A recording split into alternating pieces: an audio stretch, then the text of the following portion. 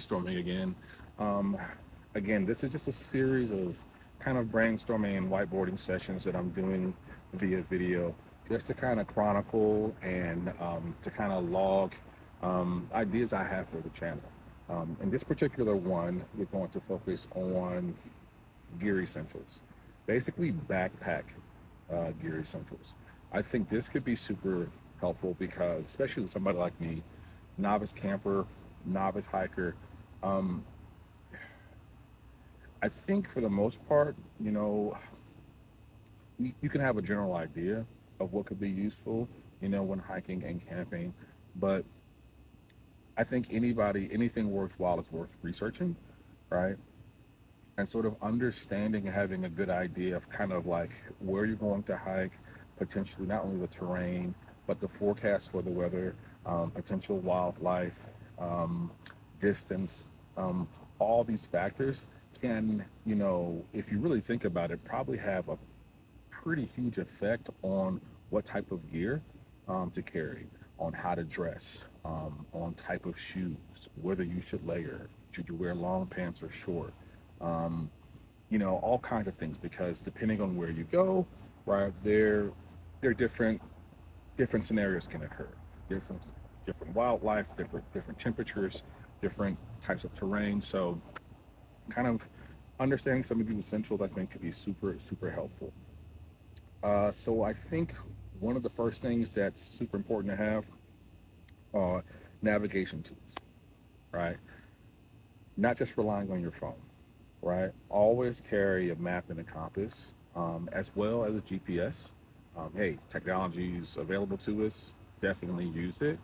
But I definitely think having a contingency plan with having a map or compass can be super duper helpful. Um, and of course, whatever kind of technology you bring, if you're bringing a GPS, make sure it's fully charged before setting off on the hike, before you go off camping. Could could save your life. Um, Number two, packing a water filtration system. Um, Always pack more water than you think you'll need.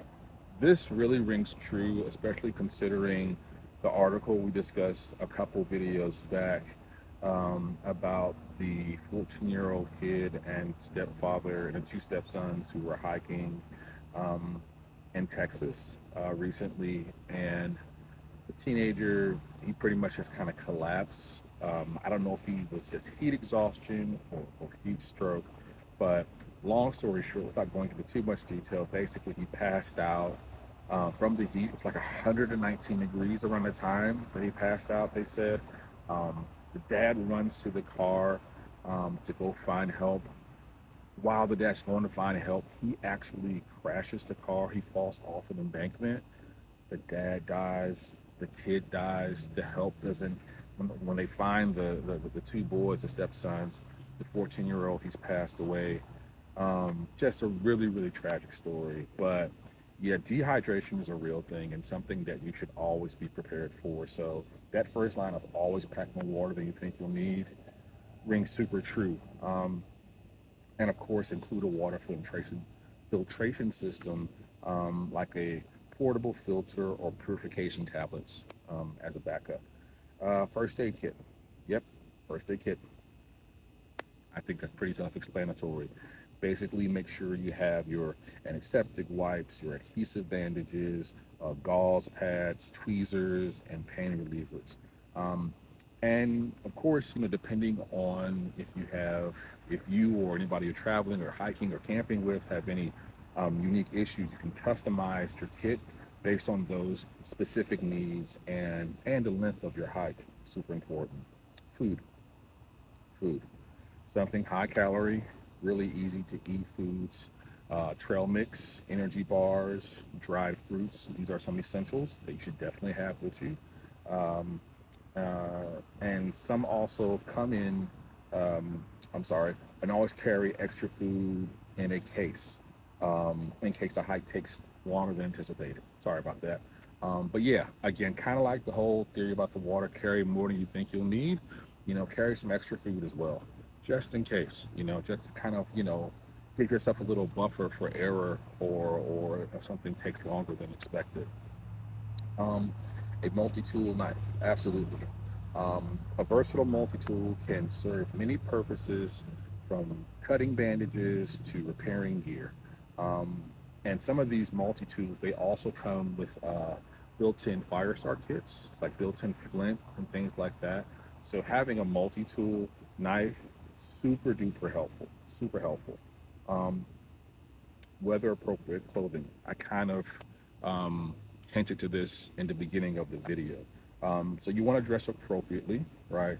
Um, have moisture wicking layers that can be added or removed as needed, and don't forget a waterproof and windproof outer layer. Um, Super important. Something that was new to me. I didn't really think of, but it makes a lot of sense. Headlamp or flashlight. Yeah, that makes sense. Um, so, like, even if you plan to return before dark, it's always wise to carry a light source, right? And make sure you also pack extra batteries. Yeah, you know, street lights aren't in the forest, so having a light source, being able to see where you're going, so you can stay on path and get back to your vehicle or back to your campsite, super duper imperative.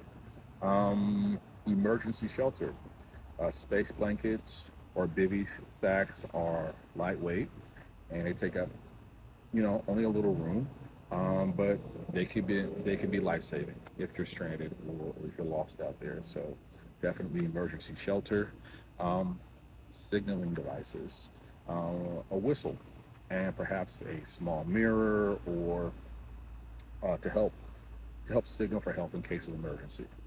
It's always smart. Again, expect the unexpected. If you got a signal for help, having something visual, something auditory is also super smart and super wise. And again, of course, some insect repellent and sun protection. Yes, forest is full of bugs. You don't want to get bit up, so it could make your hike and your situation extremely aggravating and irritating and a lot less enjoyable with the insects. Same with sunburn, so you want to protect your skin as well. These are just a few things that we can talk about. Probably each of these could be a video on their own. But again, just whiteboarding, having some fun. See you on the next one.